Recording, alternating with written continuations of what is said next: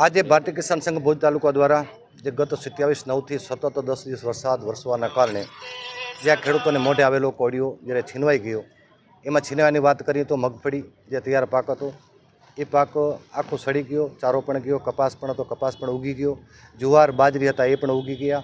તેની સાથે સાથે દાડમ જેવો કચ્છમાં એક મોટો સમજી લો કે 16,000 હેક્ટરમાં જે મોટી ખેતી થતી હતી એ દાડમનો પાક પણ એક નિષ્ફળ ગયો. એની સાથે શાકભાજી હતા સતત વરસાદ વરસાદના કારણે સંપૂર્ણ નિષ્ફળ ગયા છે.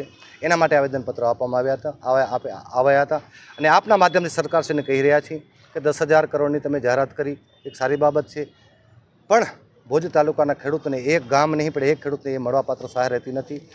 ભુજ તાલુકાના ખેડૂતોનું લગભગ 80થી 90% જેટલું મોટું નુકસાન થયું, છતાં પણ એક ગામ અને એક ખેડૂતને જે સમાવેશ કરવામાં આવ્યો એ દુઃખની બાબત છે.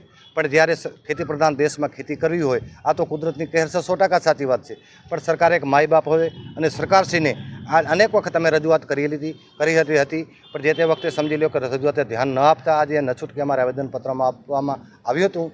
વાત કરી સહાયની તો પ્રધાનમંત્રી સહાય જે યોજના હતી એ બંધ પડી ગઈ. પછી મુખ્યમંત્રી કિસાન સહાય યોજના હતી, એમાં પણ સમાવેશ કરવામાં આવ્યો તો 10,000 કરોડમાં સમાવેશ કરવામાં આવ્યો, જેમાં 54 લાખ ખેડૂતો ગુજરાતભરમાં છે.